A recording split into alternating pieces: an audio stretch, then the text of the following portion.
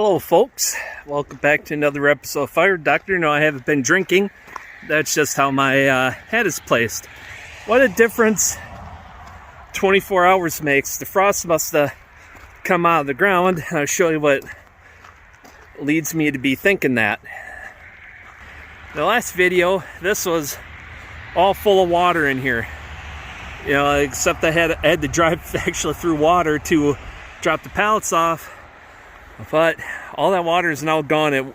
It drained down. It didn't go away anywhere. It just went straight down into the ground. So, but that's not the point of today's video. It snowed a little bit after all the rain and stuff yesterday. So very early this morning it snowed at less than an inch. But the winds have thankfully died down, and my fingers got freaking frozen cold, and I just could not get my fingers to cooperate, and I couldn't film this properly, so I'll just tell you about it. So what I did today was adjust the auto cycle. I took this cap off, that there looks like a vent hole or something in there, but what you do is my problem was on the extension, the split lever on the Prince auto cycle valve. When it sticks on the extension stroke, you loosen this jam nut and turn this adjuster 1/4 turn. And then you jam nut it, lock the jam nut back down. Now if it was tripping too soon, you turn it in 1/4 turn. Now, because of the hoses with the oil cooler and everything else here, it's just really difficult to get to. That's why I didn't film it. So, on the retract lever, it's the same thing. If it trips too soon, you just you know, basically the same principle. If this trips too soon, you got to turn this in. If it doesn't trip too late, or it sticks, you have to turn this adjuster counterclockwise. Okay? So again, loosen the jam nut, turn this in 1/4 turn if the extension detent trips before it gets to full stroke.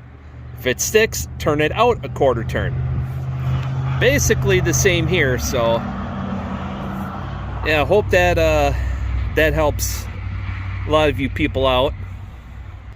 Now to get the splitter warmed up and get a little splitting done, I pulled my truck up, or backed my truck up a little too far. I'm gonna have to pull it up and then move the splitter so I can get these rounds here. And then what I'm going to do is I'm going to start cutting on this pile and maybe split that, but I'm not sure. I got a bunch of rounds down at that end to split, so I'm going to get the rounds that I have split first, and then start cutting again. I got a couple of rounds here that I could split up for this order. These rounds are like cherry hickory, so I'm going to leave that there until I go to clean this up next week, and that's when I'm going to start cleaning this up. So a little bit of a hickory here. That's odds and ends hickory. No, that's bundle hickory. This is odds and ends. I got the cherry over there. I have willow sitting here. I have pine here. I got a little of everything all over. This is a resplit oak for bundles. So I got some bundle wood, but not much. Alright, so I'm gonna move the truck, get the splitter warmed up, and then we'll get splitting to see if the auto cycle works properly again. Now it's gonna have to take a good half hour for the oil to warm up fully once I start running it. It takes in this cold, you just off idle for about 10 minutes to warm it up. But then the hydraulics is still slow because the fluid's still so cold. It's like just above freezing here, or right about that. So it takes a little while for the oil to warm up and get the hydraulics back up to full speed. So, all right, let's get everything warmed up, including me. It's cold out here.